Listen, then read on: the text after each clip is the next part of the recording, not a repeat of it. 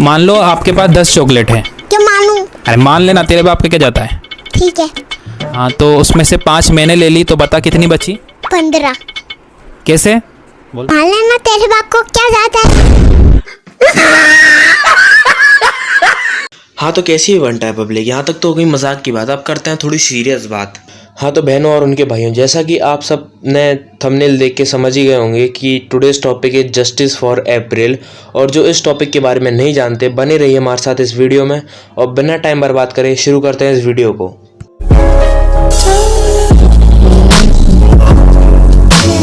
ये मैटर उड़ीसा भुवनेश्वर का है और ये बात 28 अप्रैल की है। 28 अप्रैल को एक औरत रास्ते से गुजर रही थी तो उन पर एक विच ने भौंक दिया सिंपली, जिसके कारण उनने गुस्से में आकर उस विच को रॉड से या फिर डंडे से इतना मारा कि उस विच की कंडीशन बहुत क्रिटिकल हो गई थी। ठीक है, और तो और उन्हें वहीं उसे मरने के लिए भी छोड़ दिया। ठीक है, but welfare AWT founder animal welfare पूर्वी पात्रा मैम ने उनका उस विच का बहुत अच्छे से इलाज करवाया और उसकी सर्जरी करवानी पड़ी, क्योंकि जब उसे हॉस्पिटलाइज करवाया गया उस विच को, तब पता चला कि वो प्रेग्नेंट है। और प्रेग्नेंट के बाद भी उसकी अर्जेंट सर्जरी के टाइम पे है ना 2 पप्पी निकले। एक तो अर्जेंट सर्जरी हुई थी इसलिए एक एट अ टाइम ही उसकी डेथ हो गई, और जो एक और पपी था उसकी कंडीशन बहुत क्रिटिकल थी। अभी तक ऐसा कोई नया वो नहीं आया कि जिससे पता चले कि अब वो पपी है या वो भी उसकी भी डेथ हो गई। ठीक है, और उसके कुछ टाइम बाद ही उस विच की भी डेथ हो गई, मतलब तड़प तड़प के। ठीक है, ये वीडियो बनाने का मेरा ऐसा कोई मोटिव नहीं है कि मेरे को लाइक चाहिए, मतलब कुछ भी चाहिए मेरे को, मतलब मेरा कहने का मतलब ये है कि ना मेरे को सब्सक्राइब करना, लाइक करना, कुछ मत करना, बट शेयर करना इस वीडियो को जितना भी कर सकूं कि ये वहाँ की सरकार तक पहुँचे। क्योंकि एक बात वो भी थी जब है ना पूर्वी पात्रा मैम ने उनका एक स्टेटमेंट यहाँ तक ये भी आया कि पूर्वी पात्रा मैम ने जब बताया कि अपने स्टेटमेंट में, जो उनका स्टेटमेंट अभी लिया गया है ना, कि जो पुलिस थी वहाँ की पुलिस ने बहुत ही टाइम बाद जब पूरा मामला ठंडा होने को आ गया था तब उन लोगों ने लीगली एक्शन लिया, क्योंकि सोशल मीडिया पे एकदम से है ना खबर बहुत तेज़ी से फैली है। ठीक है, इसमें भले यूट्यूब का हो, टिकटॉक का हो, दोनों मतलब दोनों ने बहुत सपोर्ट किया है हैशटैग जस्टिस फॉर अप्रैल चला के। ठीक है, तो पक्के से इसे शेयर कर देना और कमेंट सेक्शन में लिख देना एक बार हैशटैग जस्टिस फॉर अप्रैल, जिससे मुझे भी पता चले भाई हाँ यार कि मेरी मेहनत कहीं ना कहीं तो सफल हुई है। ठीक है, और मैं तुम्हें उसके बावजूद भी मैं तुम्हें थोड़ा नॉलेज के लिए मैं थोड़ा बहुत बता दूं कि ये केस अगर सही बना तो 5 साल की जेल हो सकती है उस औरत को।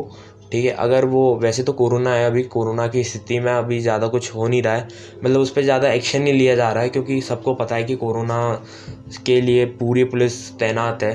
ठीक है, तब भी केस अगर सही बना तो 5 साल की जेल हो सकती है उसे।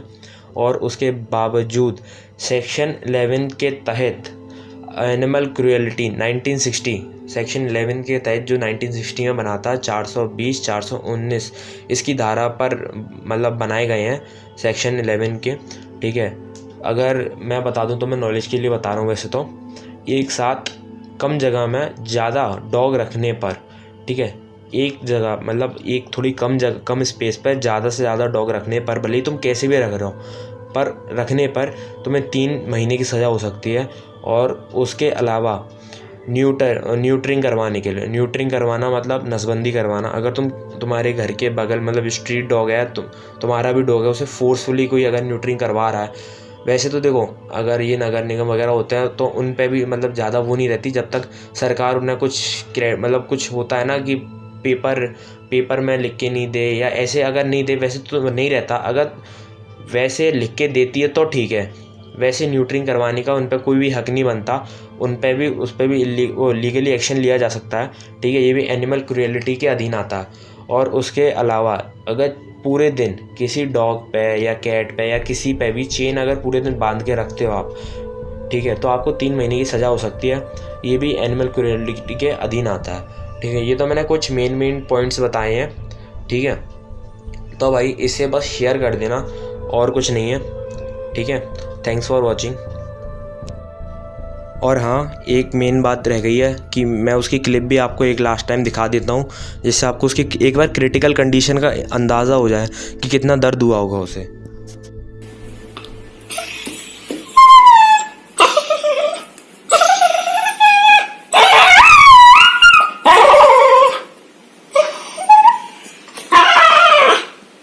एक गुड न्यूज़ है तमाम उन लोगों के लिए जो जस्टिस फॉर अप्रैल कर रहे थे, या जो जितने भी एनिमल लवर्स हैं उन सबके लिए। डीएसपी ऑफ भुवनेश्वर उन्होंने एक ट्वीट करके बताया है कि उस लेडी की आइडेंटिफिकेशन हो चुकी है, उसके खिलाफ बहुत जल्दी चार्जशीट फाइल हो जाएगी। She will be behind the bars very soon under the sections of IPC 268 and 429 and the section 11 of Animal Cruelty Act. So here is the good news. But एक रिक्वेस्ट है, कोई crime होने के बाद उसके लिए आवाज़ मत उठाइए, कोई भी क्राइम होने से पहले ही उसको रोक दीजिए। अगर आप देख भी रहे हैं ना, आपके अलावा कोई भी इंसान, आप जानते हो या नहीं भी जानते हो, किसी भी जानवर के साथ कुछ गलत बिहेव कर रहे हैं ना, उसको वहीं रोको, उसको बोलो कि तुम्हें पनिशमेंट हो सकता है, नहीं कर सकते तुम एक क्रुएल्टी। हम तभी ये सब रोक सकते हैं। Please think about it.